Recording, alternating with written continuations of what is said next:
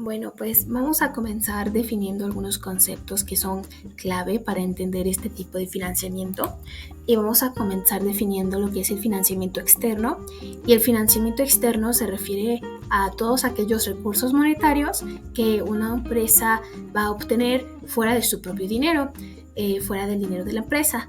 Y bueno, estos recursos generalmente se pueden obtener mediante créditos otorgados por instituciones financieras, préstamos o emisión de acciones. Y este tipo de financiamiento pues permite a las empresas que cubran sus necesidades de operación y también les permite expandirse sin tener esta dependencia del capital interno de la empresa. Ahora hablaremos sobre el crédito bancario. El crédito bancario es una operación financiera mediante la cual la institución financiera va a darle al acreditado una cantidad de dinero y el acreditado se va a comprometer a devolver esta cantidad de dinero bajo ciertas condiciones que tienen que acordar, como la tasa de intereses, el tiempo en el que se tiene que pagar y la forma de pago. Y esta modalidad es común en la banca comercial y sirve para financiar tanto a personas físicas como a las empresas. Bueno, ahora hablaremos sobre la apertura de crédito y nos vamos a basar en el artículo 291 de la Ley General de Títulos de Operaciones de Crédito. Y bueno, la apertura de crédito es un contrato mediante el cual la institución que va a ser el acreditante le da una cantidad de dinero a la otra parte que va a ser el acreditado para que el acreditado pueda utilizar dichos recursos conforme a lo que se pacte.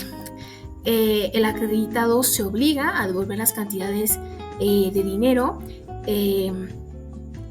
además de pagar intereses, comisiones, gastos y prestaciones estipuladas. Ahora hablaremos del crédito simple, que es un contrato mediante el cual una institución financiera da una suma de dinero, generalmente con un solo desembolso, que debe ser pagado en un plazo y con intereses previamente acreditados, y se usa comúnmente para financiar necesidades específicas de la empresa. Una de sus principales características es que no se renueva automáticamente ni permite disposiciones sucesivas.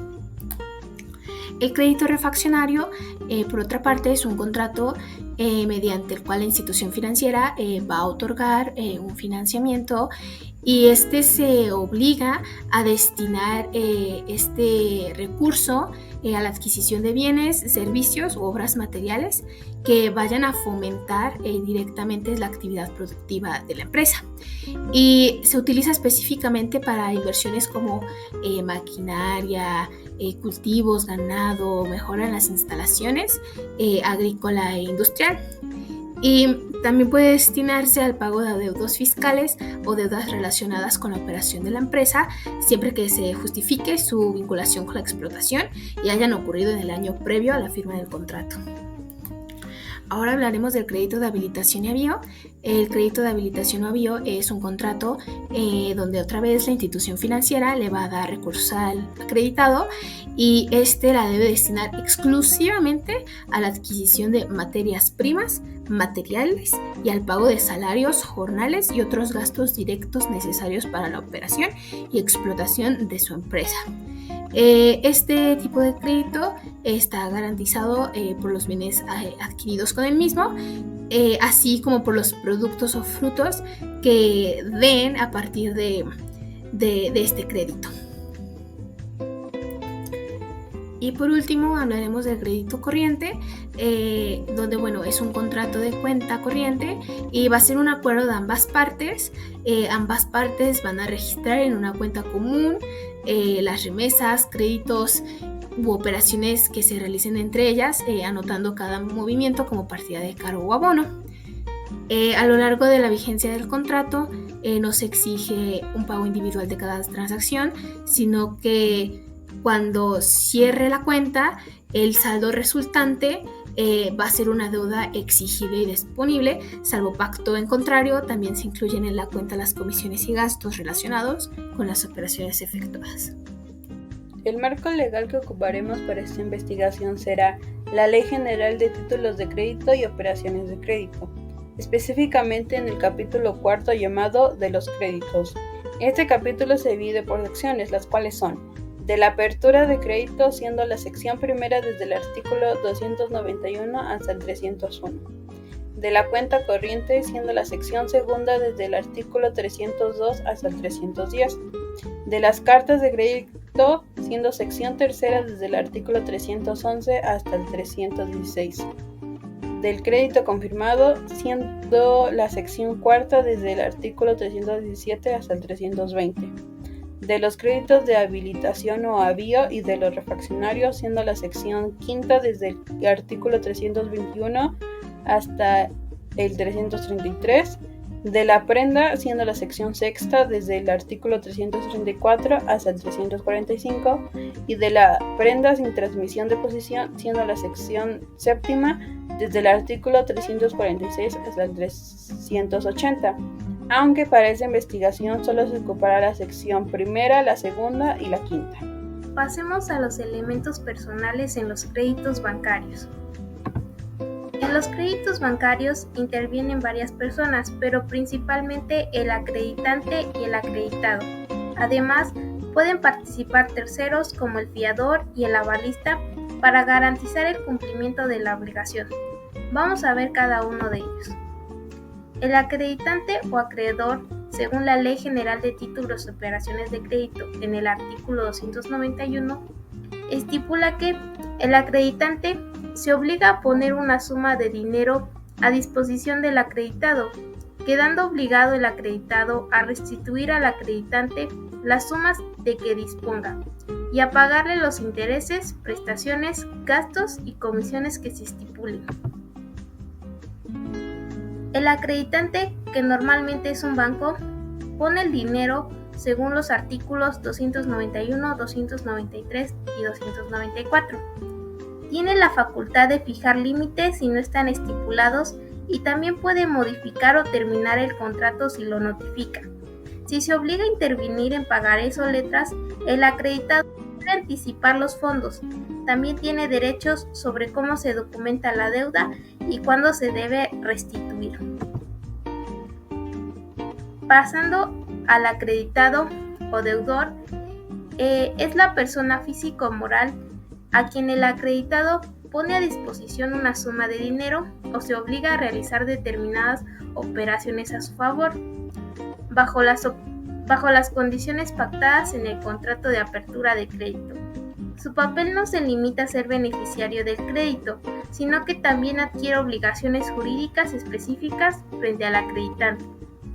Todo esto en función de la Ley General de Títulos y Operaciones de Crédito. El acreditado recibe el dinero y contrae obligaciones. Según los artículos 294, 296 y 298, puede hacer pagos anticipados y usar el saldo restante. Debe anticipar fondos si el banco va a actuar como el aval o suscriptor y puede garantizar el crédito con garantías personales o reales. También pierde el derecho al crédito por causas como el vencimiento, falta de garantías o insolvencia, según el artículo 301. Pasemos a los terceros. Empezamos con el fiador. El fiador es un tercero que se compromete a pagar si el acreditado no lo hace. Según el Código Civil Federal, responde de forma subsidiaria, es decir, solo si el deudor no paga. Su obligación no puede ser mayor a la deuda y si él paga puede recuperar lo que pagó al deudor. Normalmente es una persona cercana a quien pide el crédito, como un socio. Y terminando con el avalista funciona como una garantía cambiaria y está obligado desde el inicio como si fuera el deudor. El banco puede exigirle el pago sin necesidad de agotar acciones acreditado. Si él paga, tiene derecho a cobrarle al deudor. Se usa cuando el acreditado está representado por un pagaré o la letra de cambio. Proceso de los créditos bancarios. El proceso para poder acceder a un crédito bancario incluye diferentes pasos. Existen diferentes tipos de crédito y cada uno se adecúa a diferentes necesidades. Sin embargo, el proceso para acceder a ellos es muy similar, aunque cuentan con ciertas diferencias en sus requerimientos. El proceso para acceder a un crédito bancario se detalla a continuación. Número 1. Evaluación de necesidades y tipos de crédito. Antes de comenzar el proceso, la persona, ya sea física o moral, debe definir para qué necesita el crédito, además de determinar el tipo de crédito que se adapta a sus necesidades, ya sea de habilitación a avío, refaccionario, etc. Número 2. Solicitud formal de crédito. En este paso, la empresa o persona interesada debe presentar una solicitud formal de crédito al banco. Esta solicitud deberá contener datos generales y financieros.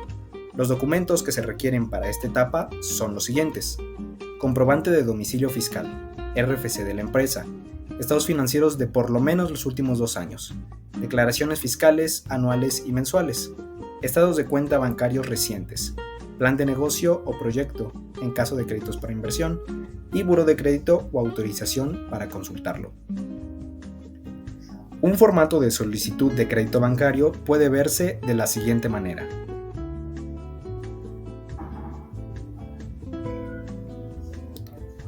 Número 3. Análisis y evaluación crediticia. En esta etapa el banco realizará un estudio acerca de la empresa o persona que solicita y del crédito demandado. En este análisis se evaluarán, entre otras cosas, la situación financiera de la entidad, lo que incluye su viabilidad, liquidez, solvencia y rentabilidad, su historial crediticio, cuál ha sido su comportamiento en el buró de crédito, su capacidad de pago, que incluye sus flujos de efectivo a futuro, y por último las garantías, que son los bienes ofrecidos como respaldo en pago del crédito, que sean prendas, hipotecas o avales. Como último paso se determinará también cuáles son las implicaciones legales de la adquisición del crédito, determinando así el riesgo legal y patrimonial al que puede estarse exponiendo el solicitante. Número 4. Aprobación del crédito y emisión de oferta. Si la institución financiera considera factible el crédito, entonces se extiende una propuesta de crédito formal que comprende la cantidad autorizada, el plazo, la tasa de interés, el método de pago, las garantías requeridas y las condiciones generales y particulares del crédito. Número 5. Firma del contrato de crédito. Una vez aceptada la oferta, se firma el contrato de crédito. Este contrato debe contener todos los términos acordados y suele incluir cláusulas legales importantes sobre los siguientes puntos.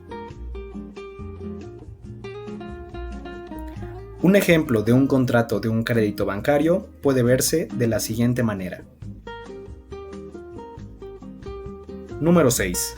Disposición del crédito. En esta etapa el banco realiza la emisión del dinero, que puede hacerse en una sola exhibición o en diferentes partes. Todo esto de acuerdo con lo pactado en los términos del crédito. Número 7. Seguimiento y cumplimiento. Una vez otorgado el crédito, el banco verificará si se cumple con los pagos y estipulaciones del contrato. De esta manera pueden solicitarse informes financieros periódicos y revisar las garantías del crédito o, en su debido caso, solicitar renovaciones a los solicitantes. Si llegase a darse incumplimiento en alguno de los acuerdos del contrato crediticio, podrán ejercerse las garantías previamente pactadas, lo cual puede derivar en juicios mercantiles o de ejecución de bienes. Para los casos del crédito refaccionario, corriente y de habilitación y avío, podemos encontrar otros requisitos adicionales que puede llegar a solicitar la institución financiera que otorgue el crédito. Para el crédito refaccionario, algunos documentos que pueden llegar a solicitarse son: para el crédito de habilitación o avío,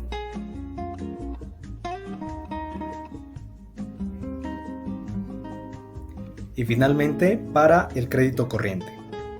Cabe destacar que estos requisitos tienen como principal objetivo aumentar la certeza del banco sobre el solicitante del crédito, así como demostrar que el crédito va a utilizarse en lo que estipula la ley que debe destinarse cada crédito. Ahora hablaremos de las garantías para los distintos tipos de crédito. Los primeros son el crédito personal, el crédito simple y el crédito corriente. El término crédito personal puede enmarcarse dentro del concepto de apertura de crédito simple o apertura de crédito en cuenta corriente. En este sentido, el artículo 298 de la Ley General de Títulos y Operaciones de Crédito es directamente aplicable. Este artículo establece explícitamente que la apertura de crédito simple puede ser pactada con garantía personal o real. Para explicarlo un poco mejor, la garantía personal implica que una persona se comprometa a cumplir con las obligaciones del deudor en caso de que éste no lo haga, basándose en su solvencia y patrimonio. Y en el caso de la garantía real, involucra la afectación de un bien específico como seguridad para la deuda, otorgando al acreedor el derecho de embargar y vender dicho bien en caso de incumplimiento. También especifica que, a menos que se acuerde lo contrario, la garantía se extenderá a las cantidades que el acreditado utilice dentro de los límites del crédito. Esto significa que si se pacta una garantía, ya sea personal o real, esta respaldará el monto del crédito que efectivamente sea utilizado por el prestatario, brindando seguridad al acreedor por la exposición crediticia real. Pasamos al crédito refaccionario. El crédito refaccionario se rige por el artículo 324 de la Ley General de Títulos y Operaciones de Crédito. A diferencia del crédito simple, este artículo establece que los créditos refaccionarios quedarán garantizados simultánea o separadamente, con una variedad de bienes específicos. Esto nos indica que la constitución de una garantía real es un requisito obligatorio para este tipo de financiamiento. Los bienes que pueden servir como garantía para un crédito refaccionario son detallados en el artículo 324 e incluyen las fincas, construcciones, edificios, maquinarias, aperos, instrumentos, muebles y útiles, y con los frutos o productos futuros pendientes o ya obtenidos de la empresa a cuyo fomento haya sido destinado el préstamo. La garantía debe estar directamente relacionada con la empresa para cuyo desarrollo se otorga el préstamo. Por último, el crédito de habilitación y avío. La Ley General de Títulos y Operaciones de Crédito establece en el artículo 321 que los créditos de habilitación o avío estarán garantizados con los bienes adquiridos con la importación del crédito y con los frutos, productos o artefactos que se obtengan como resultado de la explotación de la empresa con dicho crédito, incluso si estos son futuros o pendientes. El crédito de avío exige una garantía real sobre los insumos y los resultados directos de la actividad financiera. Además, en el artículo 326 de la Ley General de Títulos y Operaciones de Crédito establece requisitos específicos para la formalización y el registro de los contratos de crédito refaccionario o de habilitación o avío. Estos contratos deben de constar en un contrato privado firmado por triplicado ante 2 testigos conocidos y ratificado ante el encargado del registro. Además, deben inscribirse en la sección única del Registro Único de Garantías Mobiliarias del Registro Público de Comercio. Si la garantía incluye bienes inmuebles, el contrato también debe inscribirse en el Registro Público de la Propiedad correspondiente. Continuando con los ejemplos de la vida real, comenzamos con el préstamo personal, el cual permite obtener dinero generalmente en efectivo para cubrir necesidades personales o realizar compras. En el ejemplo nos marca en este caso un imprevisto como una reparación de coche, una factura médica, una avería doméstica, puede ser en este caso cubiertas por un préstamo personal, y nos evita en este caso tener que recurrir a soluciones más costosas o demoradas. Por otra parte, tenemos el crédito simple, que es el tipo de crédito más básico, que consiste principalmente en un préstamo de una cantidad fija de dinero que debe devolverse en un plazo determinado, generalmente con intereses. El ejemplo nos marca, en este caso, que se hace uso de una tarjeta de crédito para comprar una nueva laptop. Cada mes se paga una parte del saldo, sin embargo, se cobra un interés sobre el saldo restante. Si solo se paga el mínimo establecido, la deuda se extiende y se tendrán que pagar más intereses. El saldo se va ajustando constantemente. La parte que menciona sobre si se paga el mínimo establecido habla principalmente sobre las compras que son, digamos, que te ofrecen distintos periodos o distinta duración de los pagos. Por ejemplo, hay ocasiones en las que te ofrecen a 6 meses, a 12 meses y a 24 meses. Entonces, por ejemplo, si tú pagas a 6 meses, en esos 6 meses los cobros serán mayores.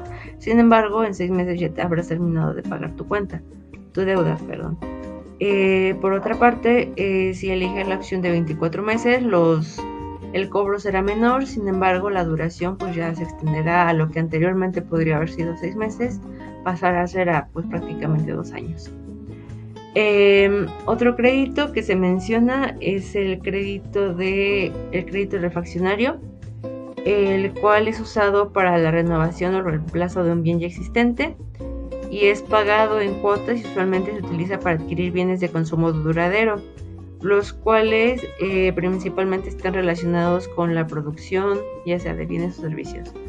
En este caso nos marca que una empresa manufacturera necesita invertir en nuevas máquinas para aumentar su producción, por lo que solicita un crédito refaccionario para financiar la compra de las máquinas. La empresa pagará una cuota fija durante un periodo de tiempo determinado.